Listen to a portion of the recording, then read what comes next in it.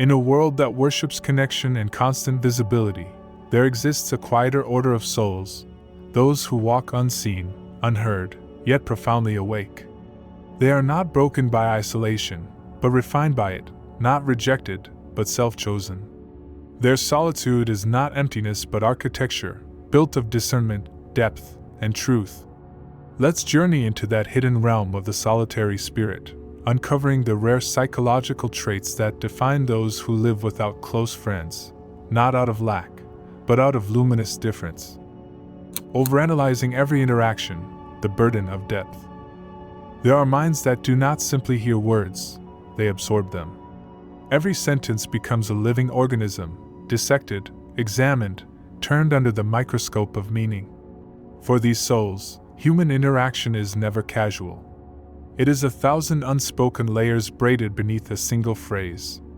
When most people converse, they swim near the surface, exchanging gestures, courtesies, fragments of thought. But the overanalyzer dives headfirst into the depths, searching for the unseen currents that move beneath speech.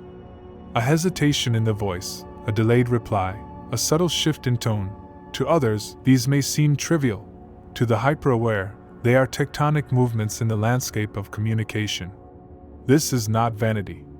It is sensitivity, a finely tuned radar that picks up the faintest tremors of intention, fear, or deceit. Their awareness is an inheritance of the intuitive mind, the empathic observer who has learned to read emotion as fluently as language. Yet this same gift becomes a torment when turned inward. After every conversation, they replay the scene like a film in slow motion. The mind spirals, building entire galaxies from a single glance. What others forget within minutes, they carry for days. Such mental looping is not a symptom of weakness, but of reverence, a desire to understand, to connect without distortion. But the tragedy lies in this: the deeper one analyzes, the further one drifts from ease. What was meant to bring closeness begins to feel like labor. The natural flow of human connection turns into a labyrinth of self-doubt. And so, many retreat. They choose silence, not out of arrogance, but mercy, for themselves and others. In silence, there is no misinterpretation, no emotional static. The overthinker finds rest in solitude because solitude, unlike people, is consistent. Yet, in that same solitude blooms empathy of a rare kind, the kind that does not need words to understand, that senses heartbreak before it is spoken, that reads suffering in posture, not confession. They may be quiet, but their quietness sees more than a crowd ever could. In their overanalysis lives both burden and beauty, a restless search for meaning that, when transmuted into awareness, becomes wisdom. Their solitude is the place where thought finds peace, and peace becomes perception. Low tolerance for fake behavior. Some souls were simply not designed for pretense. They carry a natural allergy to artifice, a visceral discomfort with anything that feels forced, performative, or hollow. For them, the modern world, with its curated smiles, polite hypocrisies, and transactional relationships, often feels unbearable, like breathing in stale air. These are the souls who sense falseness the way a musician detects a wrong note in an orchestra. The tiniest discord in tone, the faintest insincerity in praise, they feel it instantly. It grates on their nerves, not out of judgment, but out of integrity. They crave what is real, even when realness is raw, uncomfortable, or unflattering. Small talk feels like betrayal, gossip like poison, compliments without truth like counterfeit currency. To engage in these rituals feels like self-erasure, a slow fading of authenticity beneath the pressure of fitting in. And so, they often withdraw. They stand at the edge of conversations, not because they dislike people, but because they cannot pretend to like what feels false. Society misreads them as cold, distant, or difficult.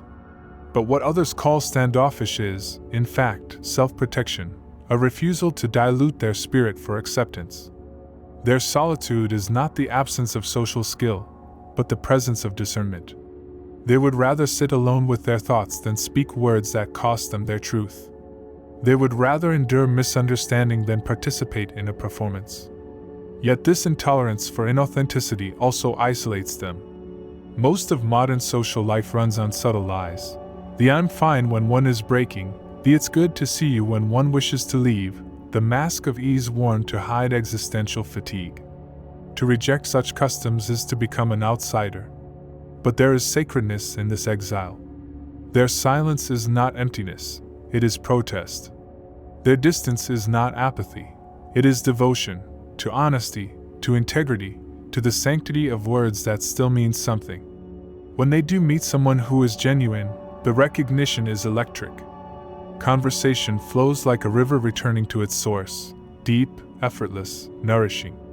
The connection feels less like meeting and more like remembering. These individuals are, in essence, purists of the heart. They cannot survive in environments that demand falseness, because their spirit corrodes in pretense. Their truth-telling is not aggression but alignment. They are not antisocial, they are anti-artificial. And in a world addicted to masks, authenticity is rebellion, self-sufficiency, and emotional independence. There are people whose inner worlds are so rich that solitude never feels like starvation, it feels like returning home.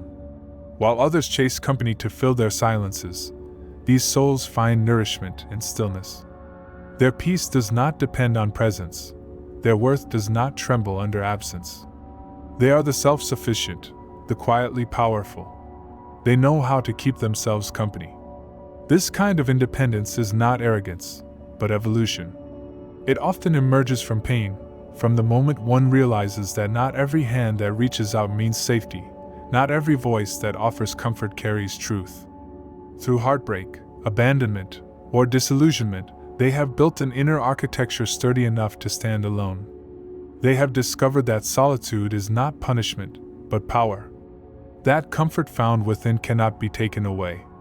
They live with an inward grace, tending to their own thoughts like gardeners of the unseen. Books, art, reflection, and imagination become their companions. The world may look at them and call them isolated. In reality, they are in dialogue with the infinite. Yet such self-reliance often frightens others. To those who depend on external validation, the self-contained seem impenetrable. Their calmness can be misread as coldness, their lack of need mistaken for superiority. But what they possess is not distance, it is equilibrium. They have found the quiet balance between wanting and being, between connection and completeness. Still, their strength carries a shadow. Walls built for protection can become prisons. They may forget that vulnerability is not weakness, but the bridge between hearts. Their independence, once a survival mechanism, can turn into an instinctive refusal to rely on anyone, even when help would heal. And yet, they do not regret the solitude that shaped them. It made them whole. It taught them the rare art of self-containment, to draw warmth from within, to find guidance in intuition, and to love without need. To the self-sufficient, solitude is sacred space, the forge of authenticity and the mirror of soul. In a world addicted to constant noise and validation, they are living proof that peace can be handcrafted from silence. Rejecting group mentality. The world fears those who cannot be absorbed. From the beginning of time, humanity has found safety in numbers, in tribes, in crowds, in the illusion of unity that demands conformity. But there are always the few who walk against the current, guided by something quieter than approval, truth. To reject the group is not to reject humanity. It is to reject imitation, the dissolving of one's own voice into the collective hum.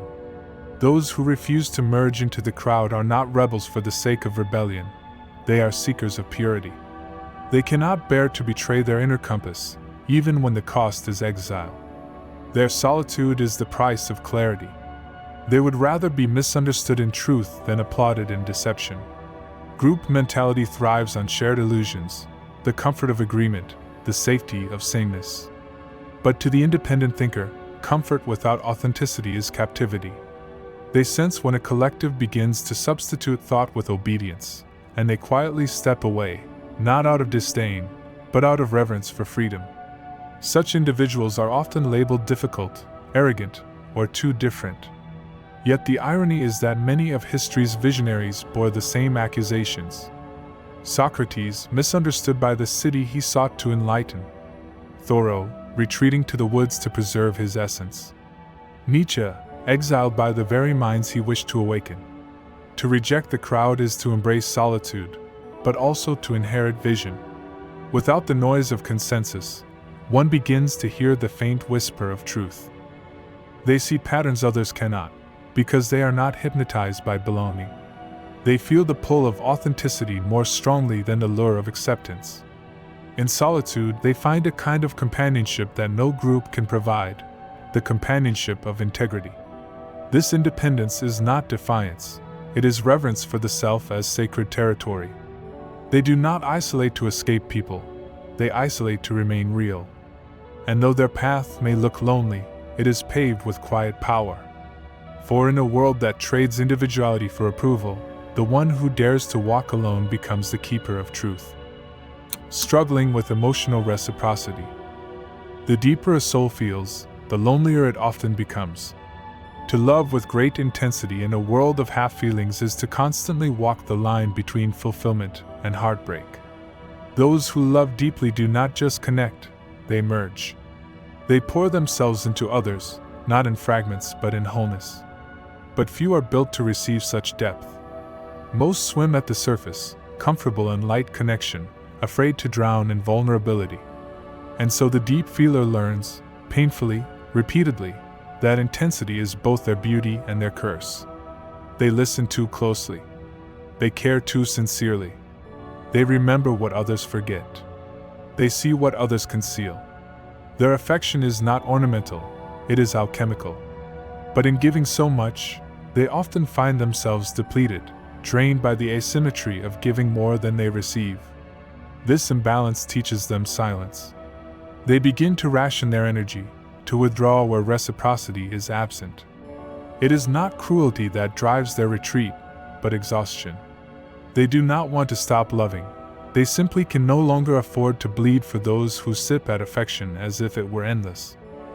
Their hearts are vast landscapes, oceans of understanding, forests of empathy, skies of imagination.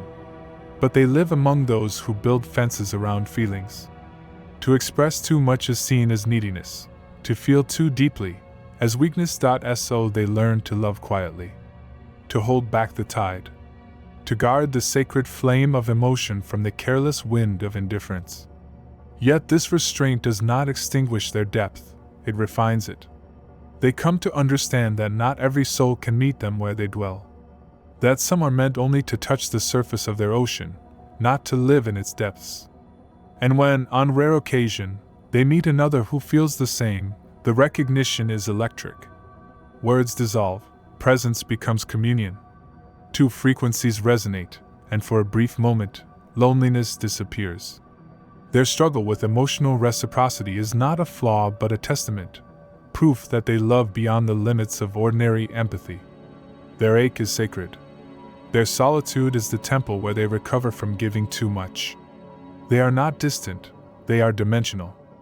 And the world, too hurried to feel, often mistakes depth for difficulty, when in truth, it is a form of divine endurance.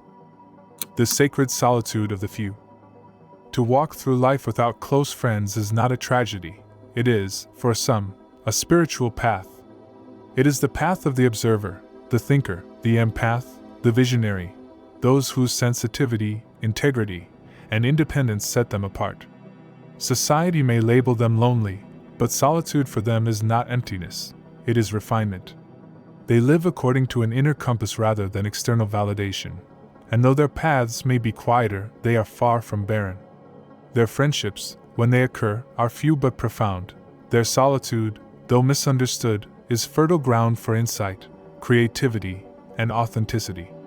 In the end, these 5 traits, overanalyzing, intolerance for falseness, self-sufficiency, rejection of group mentality, and difficulty with emotional reciprocity, are not flaws but signatures of depth.